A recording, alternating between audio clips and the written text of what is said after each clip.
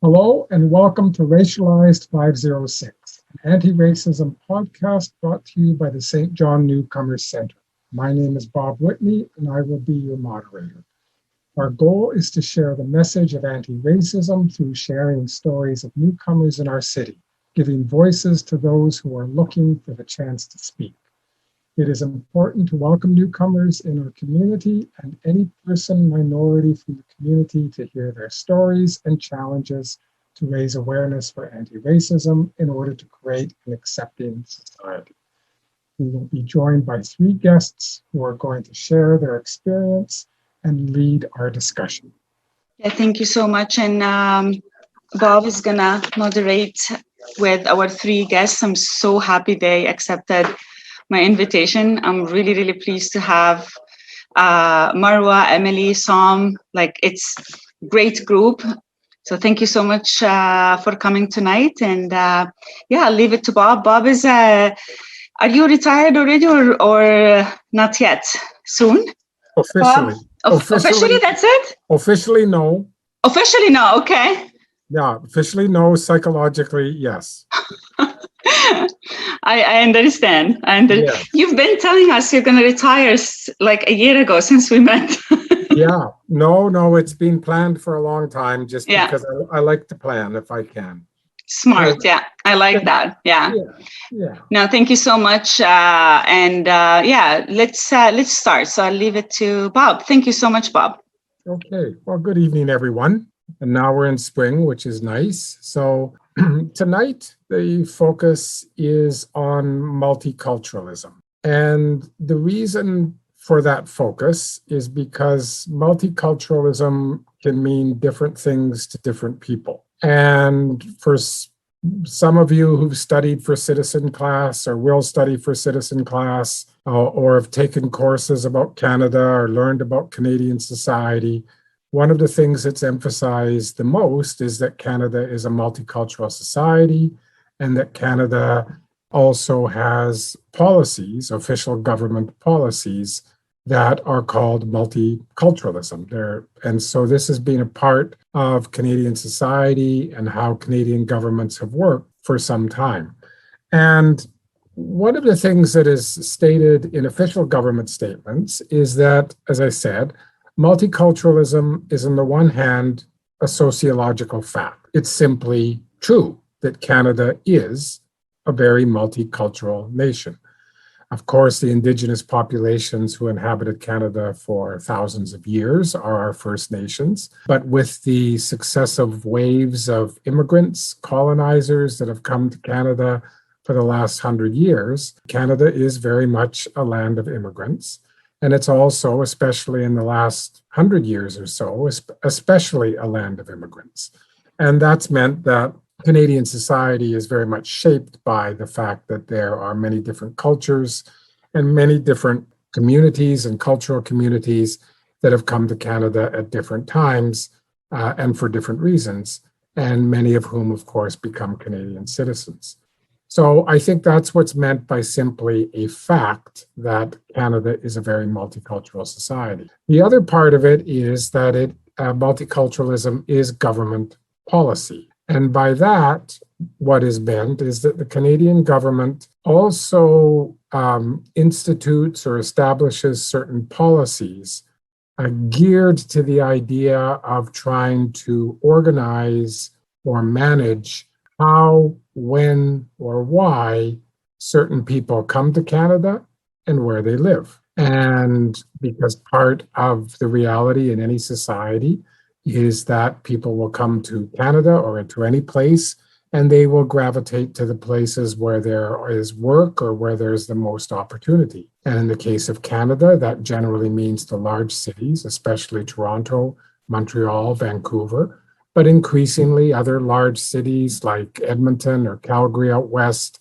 Winnipeg. But the Canadian government is very aware that as newcomers, immigrants come to Canada, they try to strike some kind of balance between recognizing that people who come to Canada might want to move to certain places, maybe for family reasons, for job reasons, whatever, but they also try to influence or perhaps encourage people to go to places that they might not know about.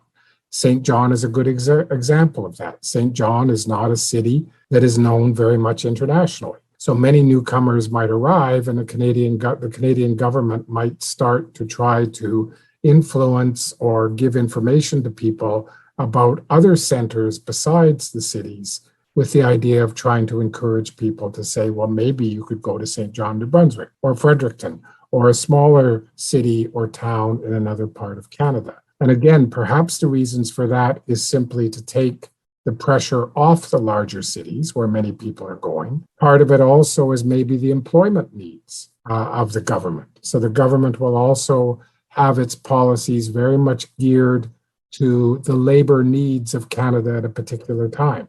So there'll be times where they very much favor people with certain skills will perhaps have a greater chance of coming to Canada.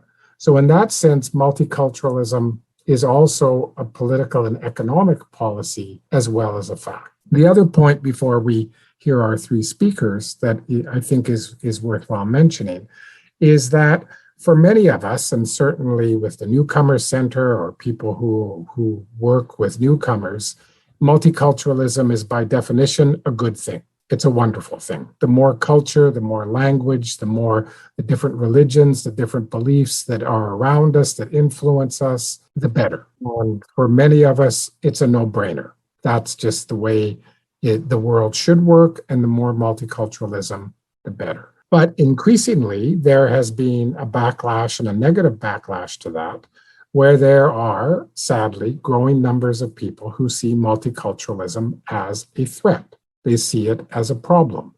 They see it as foreigners coming to Canada and taking jobs away from people who are supposedly Canadian, often meaning white Canadians. So this is where racism comes into it.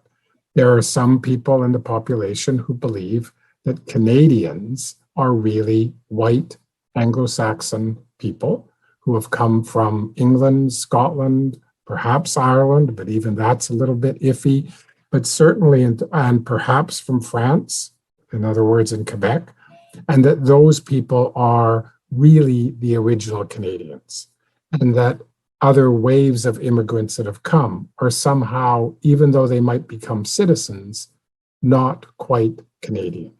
And that multiculturalism undermines our identity. It threatens our identity. So that kind of language, those kind of opinions are, unfortunately, in many ways growing. So on the one hand, we have the sense of multiculturalism is a good thing and a necessary thing and a positive thing, but there's also a perspective of people who see the work, for example, of the Newcomer Center as a problem. And they see the Newcomer Center and people who do this kind of important work from our point of view as encouraging something which is negative.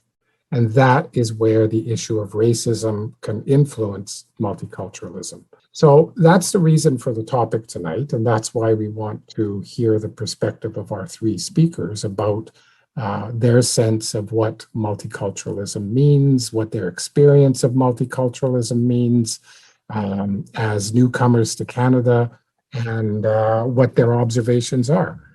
So that's basically the introduction. And what I'd like to do is I'll introduce each speaker in turn to save time.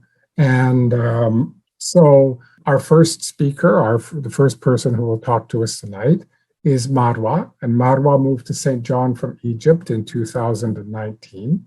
She volunteered with the Saint John Newcomer Center, and she helped with marketing and services and planning events like the Business Mixer, which is an important aspect of multiculturalism. And she is an architect by trade and has 8 years of marketing experience in the Middle East, Europe, and in North America. So Marwa, why don't you tell us what you think? Thank you, Bob, for the introduction. And thank you, Lina, for inviting me. Well, as you said, Bob, it's multiculturalism is like we can see it clearly in Canada, but I think it's like the way we see it, it's kind of superficial. Like a lot of people think it's about the food, the festivals, the culture days, but it's not like seeing people on the street, different skin color. It's deeper than that. It has like a highest level of coexisting between religious, ethnic, and cultural groups, and to be inclusive and to know and understand and respect each other. I think in New Brunswick, we're still new to this. As you said, it's a lot of people would define it as like you said, it's like a threat to the identity. But since there are a number of growing immigrants in New Brunswick, I think it's fairly new here.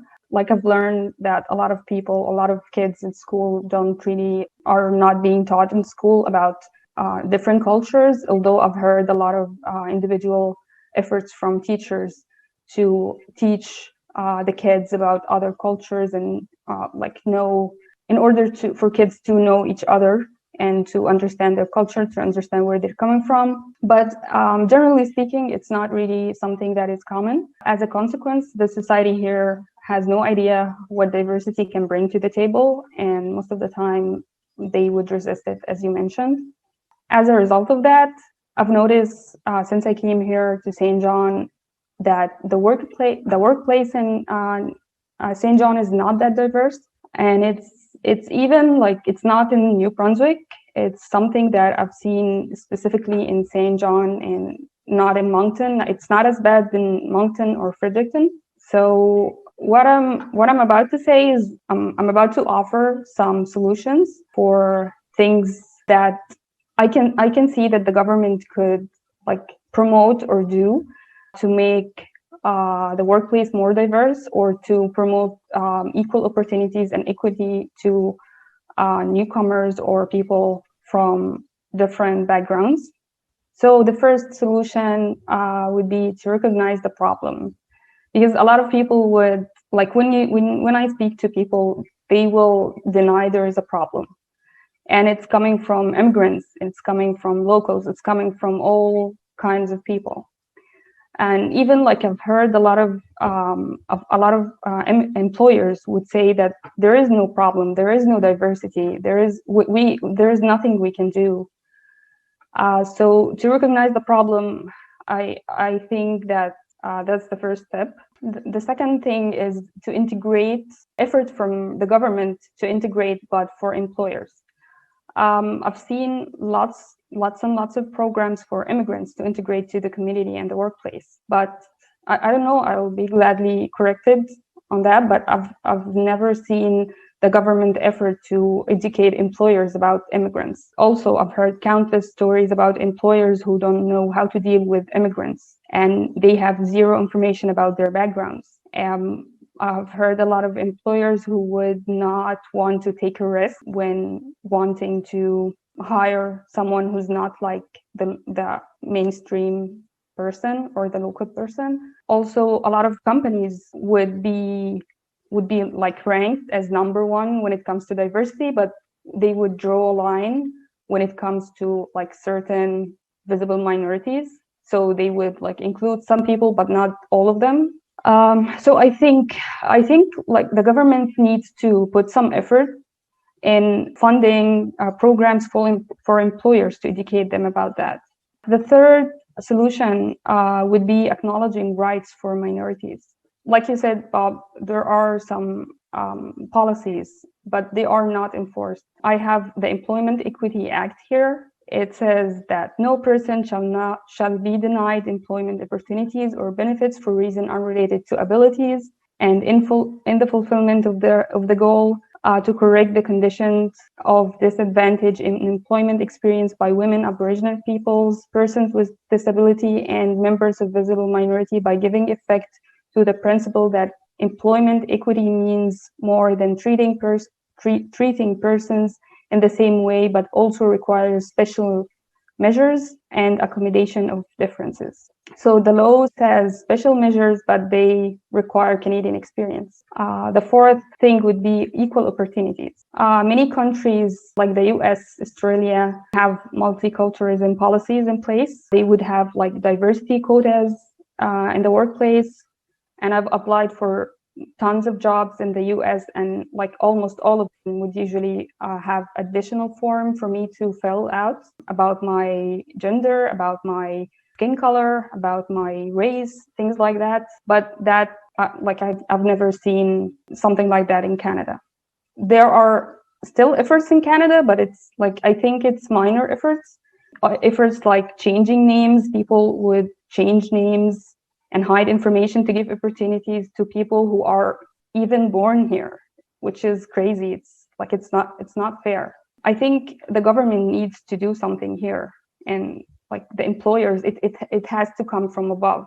It's nothing like it's one individual, or like individual efforts will not be effective in this case. And the fifth recommendation for me would be, after somebody will be employed, there has to be some like kind of efforts from the employers to create a sense of belonging among employees. They should be giving opportunities to assume leadership roles. There has to be a room for them to express their beliefs and values. There has to be some respect for cultural traditions and holidays. There has to be like even acceptance from companies that those immigrants need to go back to their families, have like longer vacations in order to have connection, and in order for their well-being, for a better well-being. Well, those are my suggestions, but the last thing that I wanted to say, that personally, from my personal experience, I get a clear message after applying for tons of jobs that Saint John is not a place for someone who looks like me. Thank you. Thank you very much, Marwa. You've given us lots of food for thought already, and so we're gonna have a lot to talk about. But I'll move on to introduce Emily. And Emily MacMackin was born in Saint John and raised in Hampton, just up the road in New Brunswick. And she is a communications professional with a Bachelor in Public Relations from Mount St. Vincent University in Halifax, Nova Scotia. She worked with the Saint John Newcomers Center for 3 years and is now working on a special project with the Finance and Treasury Board at the Government of New Brunswick. So, Emily? Thanks, Bob.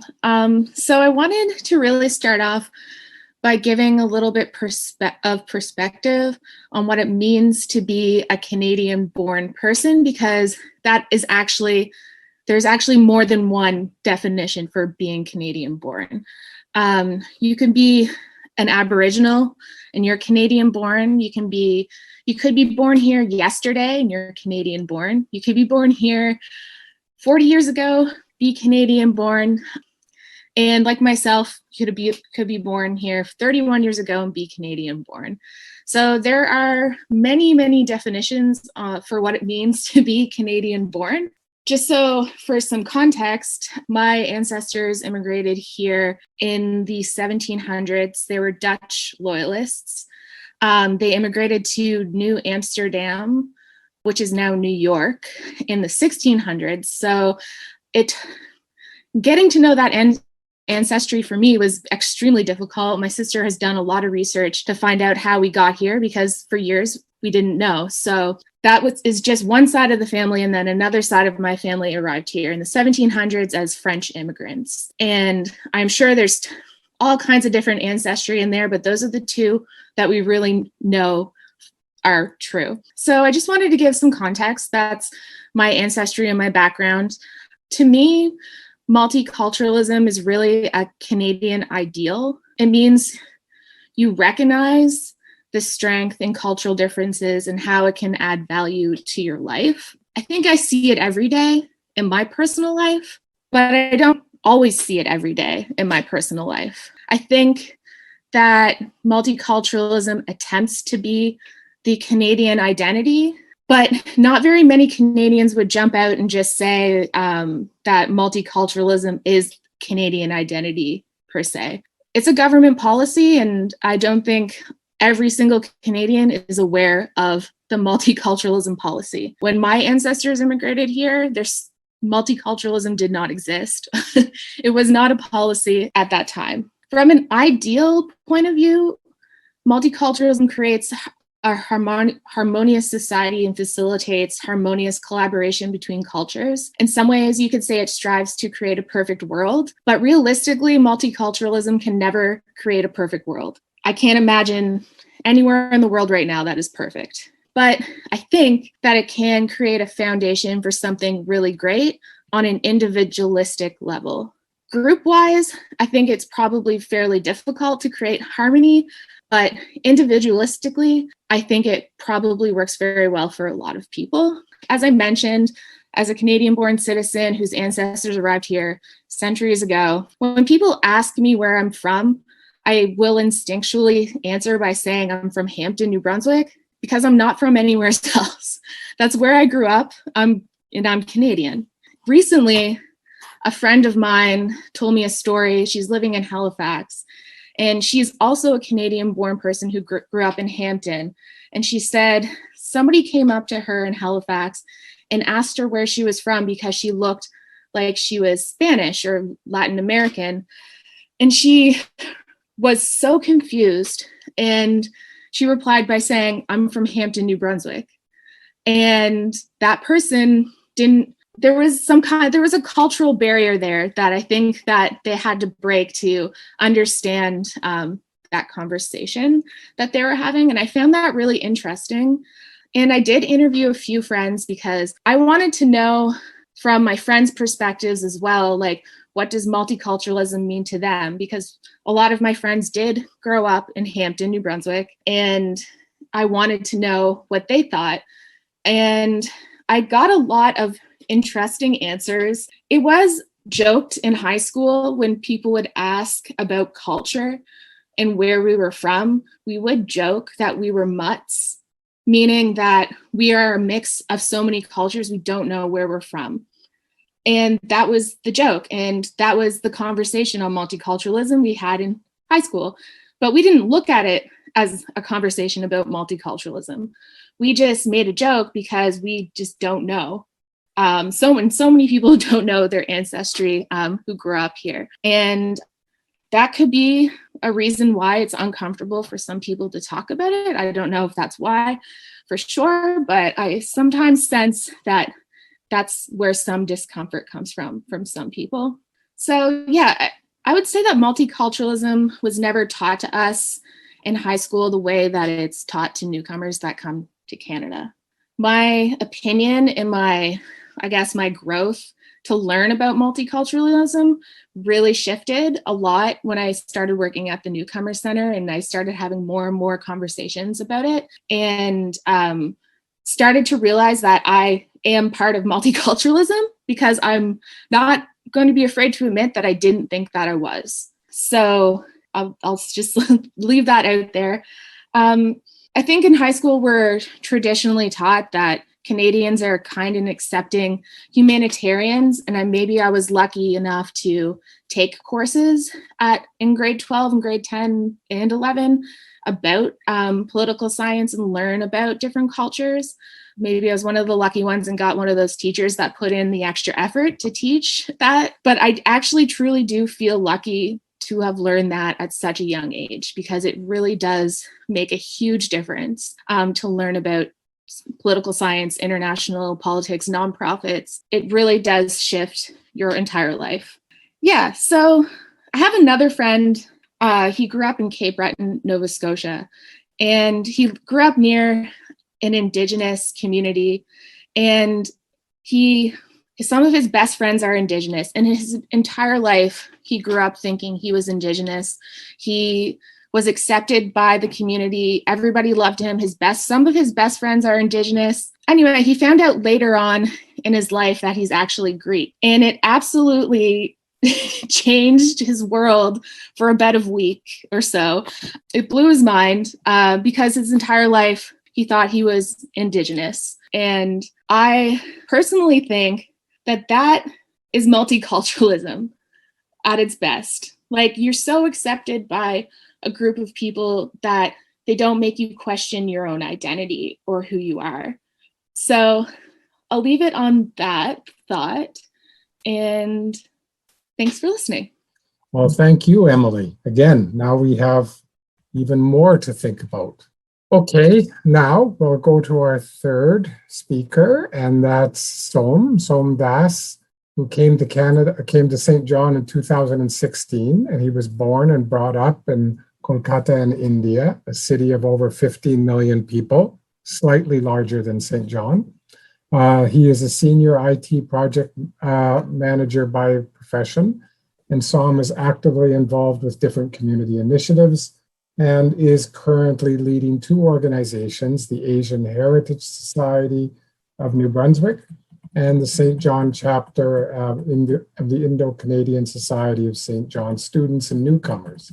Som believes that multicultural exchange and integration is one of the important factors for establishing a communal harmony and equality and unity and diversity. Som, let's hear from you. Thanks, Bob, for this nice introduction, and good evening, everyone. And thanks to our previous speakers for giving us such detailed insight about multiculturalism and different experience of racism that everyone of us has faced sometimes in our life in some form. I come from a country which is the most diverse country in the world. Every 60-70 kilometers, the accent change, the dialects change, the food habits change, the dress change. And one of the greatest or popular spiritual leaders of recent times in India calls India a cosmic chaos. So as Bob rightly pointed out at the beginning, that multiculturalism can be our strength, but at times too much of multiculturalism can lead to chaos and commotion. Now, as you know my story, from such a diverse country, I landed into another country which is equally diverse, but it's totally different in all respect. The difference between the diversity of India and diversity of Canada, which I think is that diversity of India is organic, whereas diversity of Canada is inorganic. India has a history of almost 5,000 years, and diversity is inherent in the Indian culture. None of the schools or colleges or organizations teach multiculturalism there. People collaborate, collides, and finally the country progresses as a nation. But in Canada, we see people from so many countries, so many religions, culture, and ethnicity coming in the recent past, making Canada a very multicultural and diverse country. And that's again a government policy. But that's where the difference comes into play, that this multiculturalism is perhaps inorganic. So when multiculturalism is inorganic, there are bound to be cultural gaps or cultural shocks faced by different people at different phases of their life. So I will cite some of interesting anecdotes from my experience in Saint John and Canada, and try to give you some insights about what I think about multiculturalism and diversity, and that is somewhat related to discrimination and racism. So just before this discussion, I was having some word with my wife Dahlia, and we were talking about a LinkedIn post. I'm just going to read it out. It says, if someone is speaking to you in a foreign accent, they are smart enough to know 2 languages and were brave enough to do their job in their second. And this post has almost 17,000 likes. But the question that we were discussing is that, what do you mean by a foreign accent? If the language is English, in England, it is spoken in some way. In Canada, in some other way. In US, it's different. In Australia, it's different. And in England, in India, it's different. So I was teaching a course at the university, and some of the students reported that they are unable to understand or follow my accent. So the thing that everyone has to understand is that the speaker is not going to change his or her accent, but it is the listener who has to tune their ears to different accents all over the world so that they understand the different ways English is spoken. And it's same with other languages, like French spoken in France is different from the Quebecois French, is different from the Acadian French, something like that. So this actually brings up a very important point, I would say, which is that many people have limited experience of dealing with different ethnic groups of people from different culture and racial background. I heard this story from one of the old residents of Saint John. That was way back in 1960s or 70s when their kids used to go to school. Some of her fellow classmates came and started rubbing her skin and asked this question, "Are you really this brown?" She said, "Yes." "Do you eat a lot of chocolate?" She said, "No." "My mother said that since you eat a lot of chocolate, that's why you are brown." So this is pure ignorance. And that was back in 1960s or 70s. I'm pretty sure Saint John or New Brunswick is no longer like that. So what I wanted to highlight here is that multiculturalism, diversity is actually a journey and not a destination. So you have to evolve. And over time, at least in the last 10 years or so, I'm pretty sure New Brunswick and Saint John has moved a long way forward towards this journey, but there is still a long way to go. And we have to understand that different people can be at different points in their journey, and everyone has blind spots. We have to recognize that. And I think related to this question, often many people face this question, I mean, newcomers especially, or sometimes second generation or third generation Canadians who look different. Where are you from? I'm from Saint John. No, where are you originally from? So some people actually react. I say, please don't react, because we need to understand, even if you have the best of intentions, there can be some inherent stereotyping within you. So it is a mutual symbiotic environment that we have to create.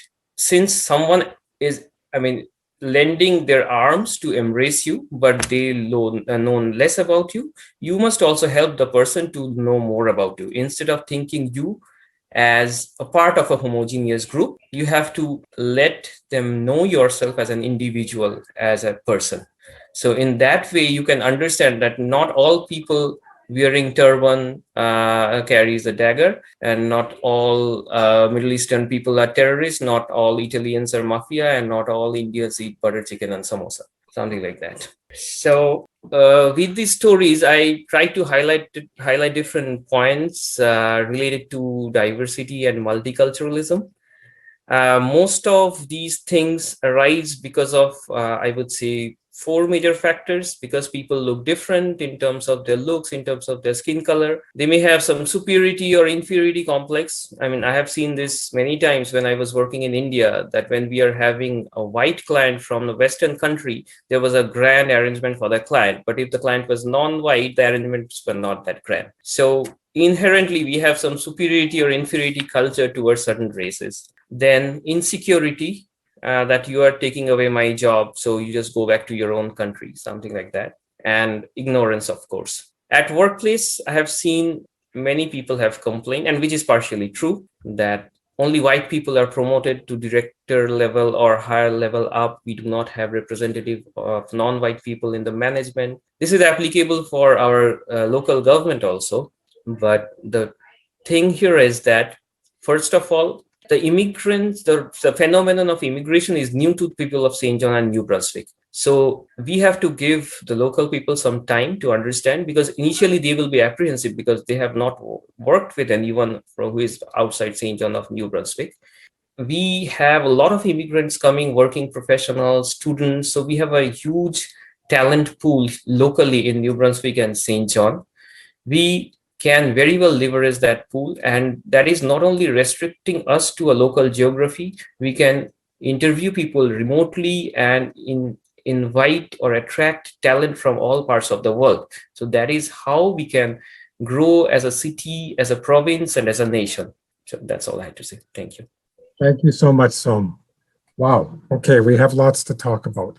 I'd just like to briefly mention 2 examples that came to mind from my own experience living a long time ago in Edmonton, in Alberta. And that is that in the case of the use of public parks in that city in the 1970s, one of the reasons why people of the city of Edmonton today use the parks so for everything, for picnics, for families, was in many ways because of new immigrants who came to Edmonton, especially in the 1960s and 70s. And there were a few parks in Edmonton, and they were pretty good, and people would go and walk in them, but they didn't use them very much. And one of the things that happened when immigrants and newcomers came from different countries is that they started to go to the parks with their families, sit on the grass, have dinners with very large families, and use the parks, and the kids would play, and sometimes they'd bring musical instruments. And I'm simplifying it, but a lot of what I will say, white Canadians who'd been in Edmonton for a long time were shocked by that because we didn't use parks like that. And one of the things that happened with generations is that more and more people started to basically think, well, that's a good idea. We should use our parks more, because many newcomers couldn't afford to take their family to a restaurant or to a theater. They didn't have the money, but they did have the opportunity to make their own food, have a picnic, and use a park. And as a result of that, as a city, Edmonton started to really pay attention more to the public use of parks. And while it's not the only reason, I think one reason is because of the influence of newcomers who simply used public space in a way that many of us had never used it before. And as a result, one of the most major festivals in Edmonton called Heritage Days, which includes thousands of different people for a whole weekend and hundreds of different multicultural groups go there, that started back in the very late 1970s with people from different countries simply meeting together in the park and sharing where they came from, sharing their food, talking to each other. And now it's become part of public policy in the city. But it was because of that grassroots activity of newcomers simply living their lives that it's changed, in many ways, the nature of an entire city.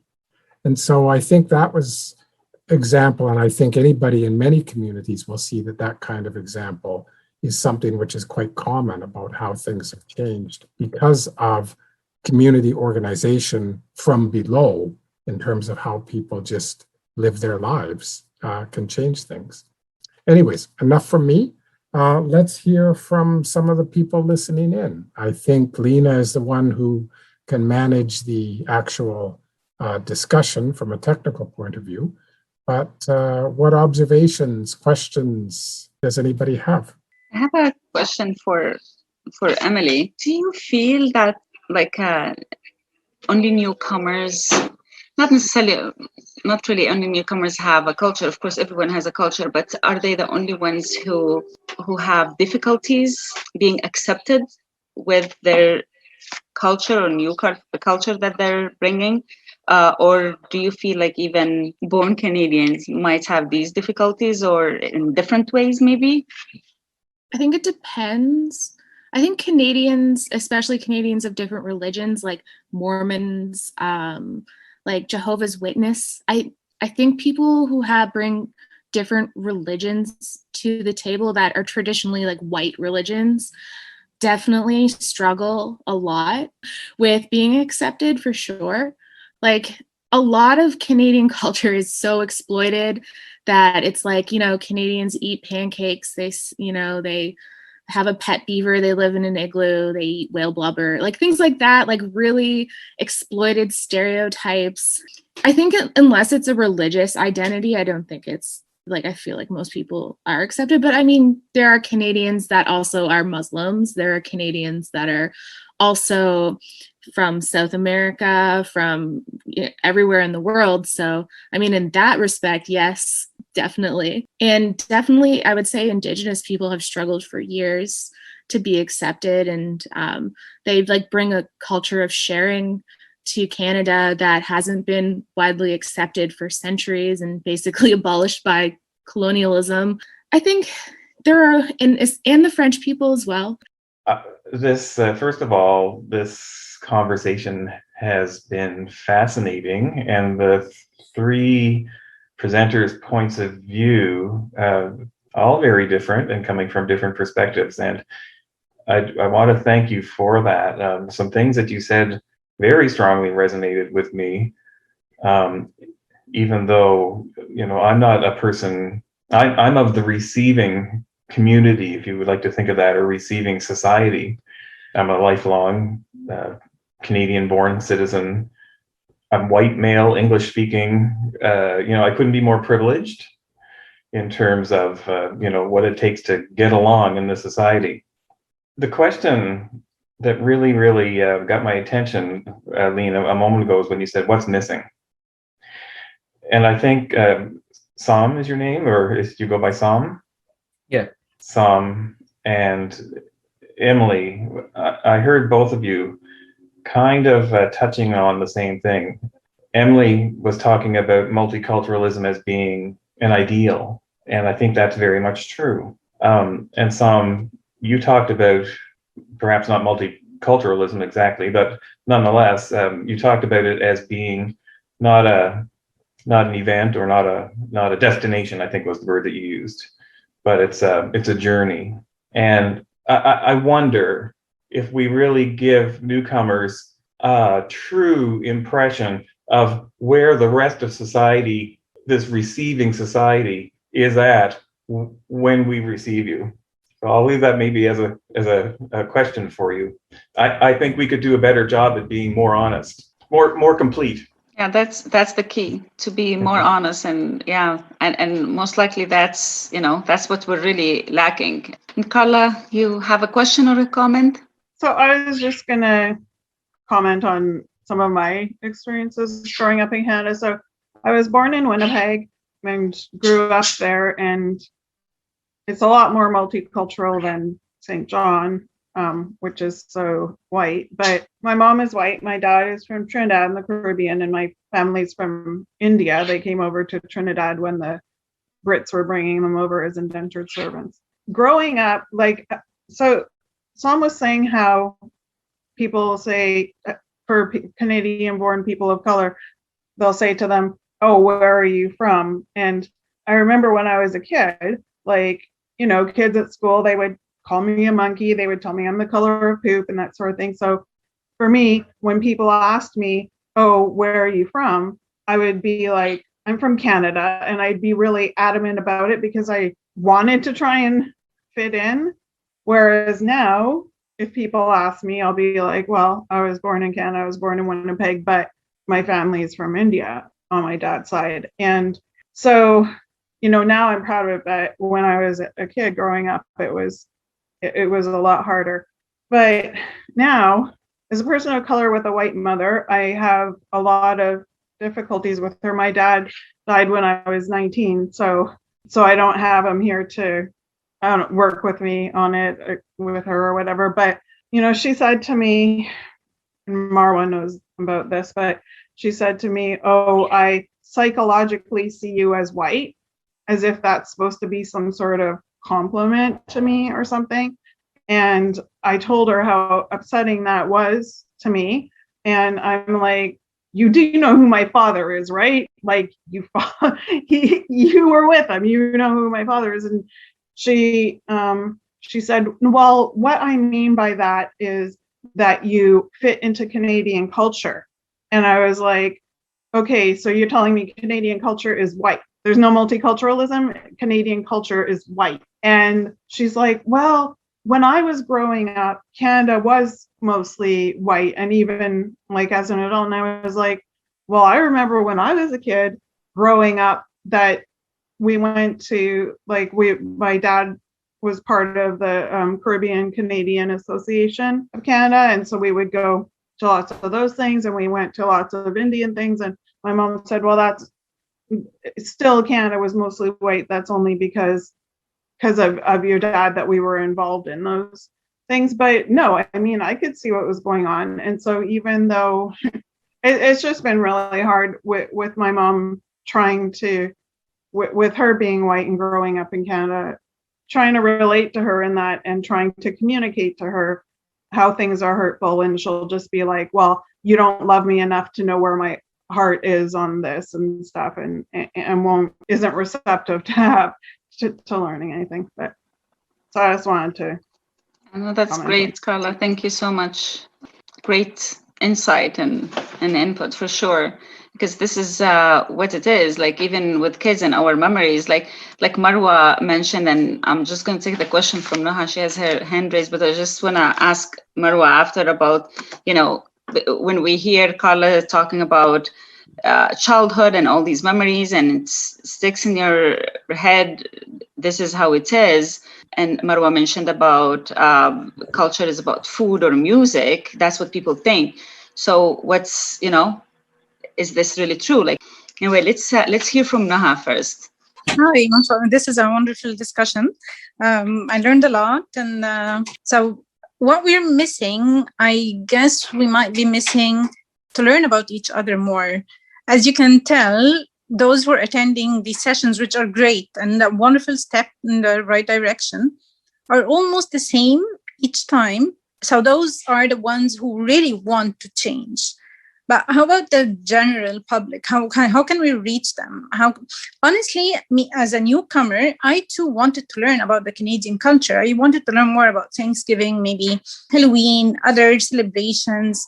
I wanted to understand how to communicate with my Canadian colleagues without maybe unintentionally offending them. So it's not only that Canadians need to learn about newcomers, but newcomers need to learn about Canadians too.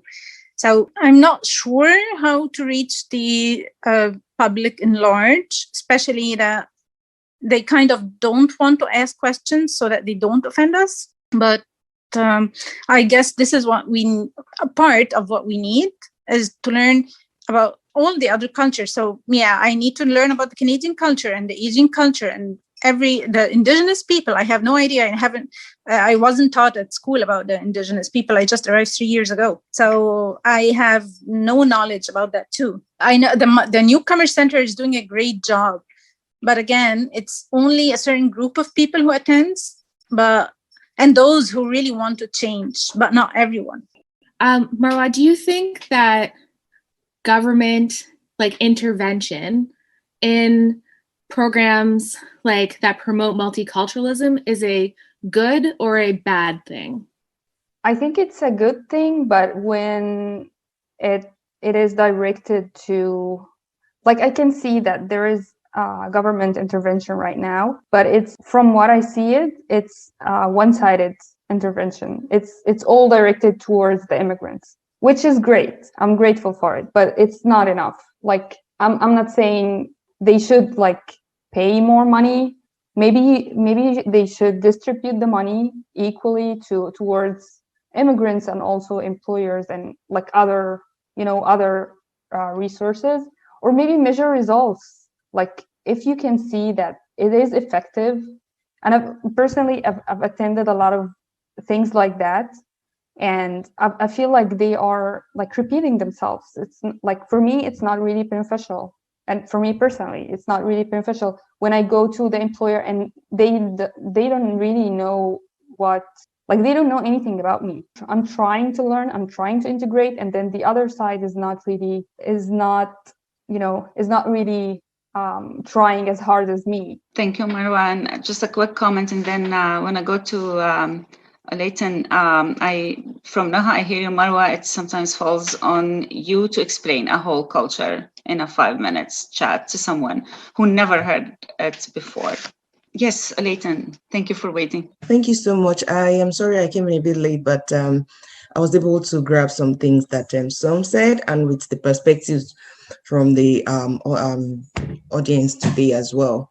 So I think it's pretty much an interesting topic that I have been researching. I have been working with Prude as well as some organizations. And most recently, I connected with some on a particular project that we're looking to have this month in celebration of the Asians, because we know that, again, I am Black, right? I came from Nigeria, a country in Africa. People tend to call us Africa, but I came from Nigeria. It's a West African part of Africa. And I have realized I've been here for 7 years. I came to Saint John to study. I arrived here October 2nd, 2014, and straight to Saint John. I've been in Saint John. But I've noticed some trends around immigrants coming in, the expectations, right? You go out there on the school you're applying to, you see that, okay, St. John or New Brunswick is a multicultural society, the hype is there, and you're just coming in with the expectation that you're coming into an environment where people would understand, because it is a multicultural society, as it has been explained to be. And you just get a shock of your life, and you try to tilt your memory back, or your psyche back, that no, things can get better.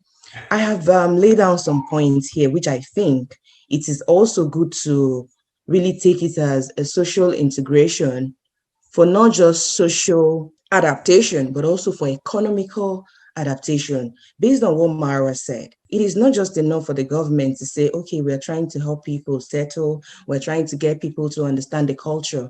They need to take it a step further, right?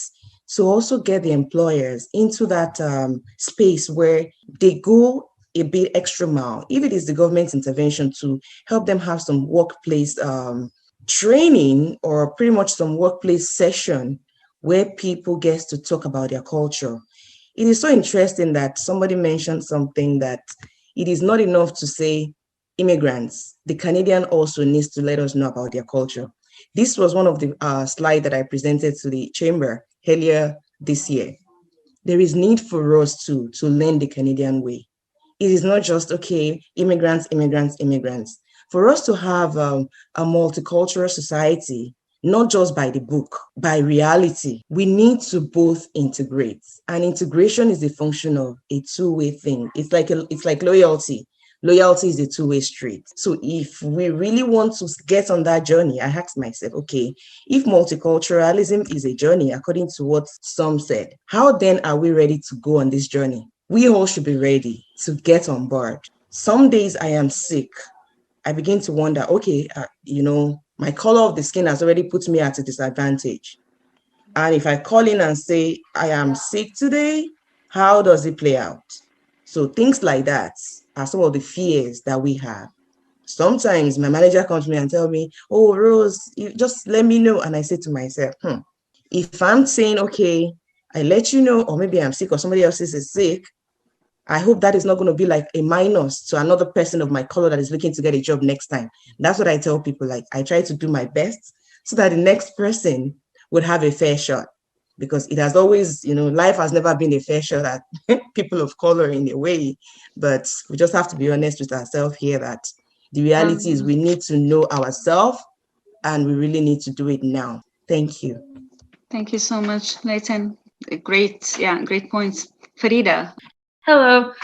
This was mentioned in a lot of how everyone was talking about it, but again, we really do need to go on that journey. And with exchange students that come to our schools every year, it's always been a pattern where they end up grouping together and forming a friend group within themselves, because no one wants to go up to them and ask them questions. No one wants to take advantage of the curiosity and get to know them.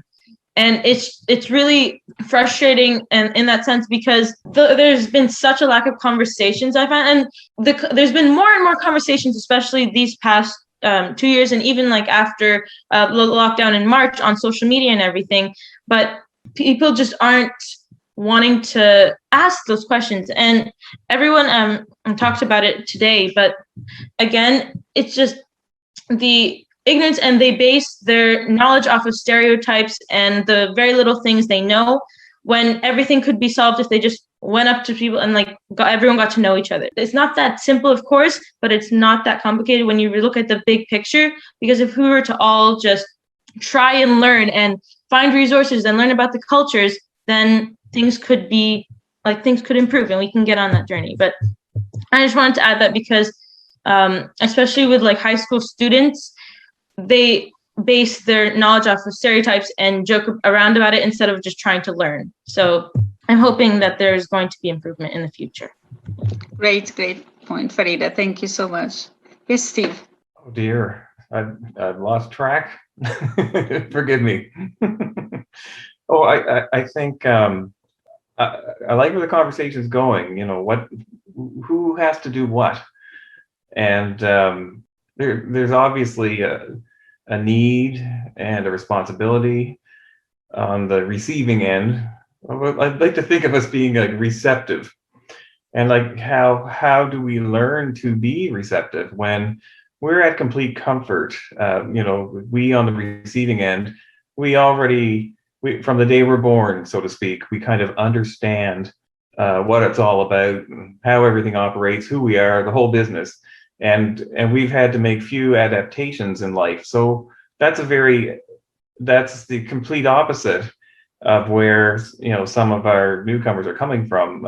It's for them, it's I have to make huge sacrifices of energy and time, and yeah. So we're at very opposite ends of the same spectrum. I guess it's kind of an adaptation thing. So I think really what's missing in all of this is leadership, and the understanding of leadership, not as being something that's owned by one group or another. So for example, or one authority.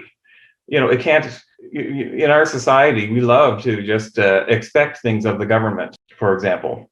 Things have become that way more and more so over the years. At one time, say as an example, you had churches, which the Christian church was predominant in Canada, and but churches provided many social services.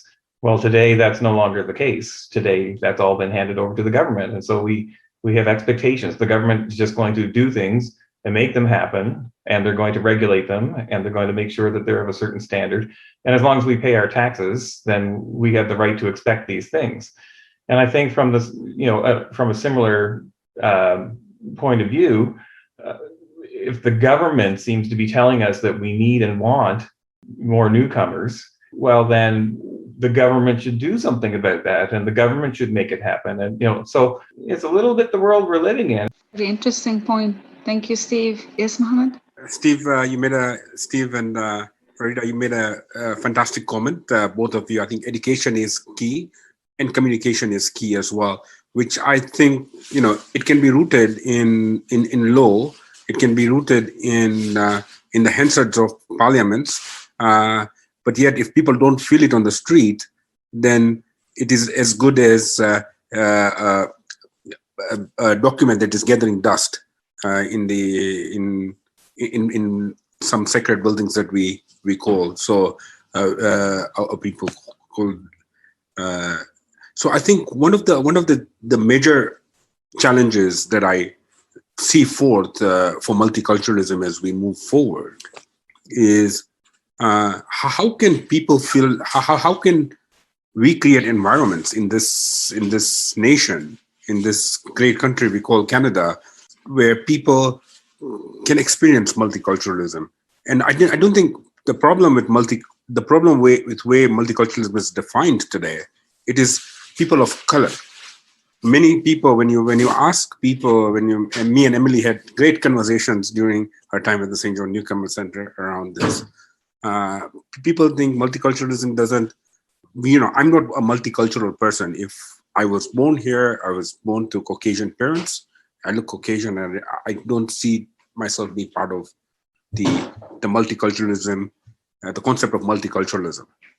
It's you are multicultural, I am not, and I don't think that's. And I'm sorry I missed the conversation earlier. Probably this was discussed already, but I think that's the thing that we as a society need to. I don't think it's the role of government. The role of government is to provide us the tools that can provide that we can create environments. But the change is going to happen only when we as individuals can feel that we are part of a multicultural society. Thank you, Mohammed. So I just have a quick question to the panelists. Do you guys agree with this, or do you think it's something that we should be wary about, or it's something that is totally off concept? Mohammed, I did bring that up in my because I said I'm not afraid to say it, but I didn't think I was part of multiculturalism, because probably the way it was taught to me, and I think maybe it was taught to me indirectly and not directly. So yeah, and Mohammed and I did have a lot of talks about it. Mohammed was the one that convinced me that yes, I am a part of multiculturalism. But I think that the difficult part about that is that like my ancestry does stem from colonialism, and that is not a trending topic that goes very well, that has a lot of positivity attached to it these days. So like it can be difficult for a lot of people. I agree. And I have had conversations with other people who also don't think that they're part of multiculturalism. And I have had to be like, you are part of multiculturalism. But yeah, there is a definite lack of understanding and education in that area. If anyone want to add anything, no, Steve is laughing at me. Okay. Great discussion. Thank you very much. Thank you, Naha. Yes, it was. Honestly, even if we have another whole hour, I have lots of questions as well, but yeah, I have to cut them short. I have to share. Yeah. Yes. Thank you, everyone. I'd just like to say thank you to yourself, Emily as well, and Bob for thinking through this project alongside with the St. John Newcomer Center team here. I think this is the last one until back in September, right? Yes, that is going to be the last one for the season, I guess, until then September, October, basically. Yeah, and stay tuned. And if you guys have any ideas you want us to discuss or highlight, please share. Yeah. Let us know. Yeah, we're putting a pause to these conversations just for the summer, but we're not going anywhere. Yeah. So, if you have ideas or suggestions about what could happen, in the future, please share them with Lena, me, Mohammed, anybody, and we'll incorporate them, I'm sure. Yeah, it would be extremely helpful for sure. It's a community effort. We're all in it together, and everyone has to do their part. But thank you so much. Yeah, thank you so much, everyone. I really appreciate it. Thank you so much, Marwa, Sam, Emily. Thank you, Bob. You. Okay. Thank you, everyone, for coming. We'll see you all around. Thanks, everyone. Take care. Thank you so much. Thanks, everyone. Thanks, everyone. Good night. Thank you. Good night. You have been listening to Racialized 506 by the St. John Newcomer Center. A huge thank you to our listeners and a huge thank you to our guests. By sharing their stories, they create a space to build an understanding of anti-racism and how we can do our part in making a more equal world. Don't forget to join us next week for another episode with our next guests. You may visit our website, www.sjmrc.com, for bonus content. Until next time.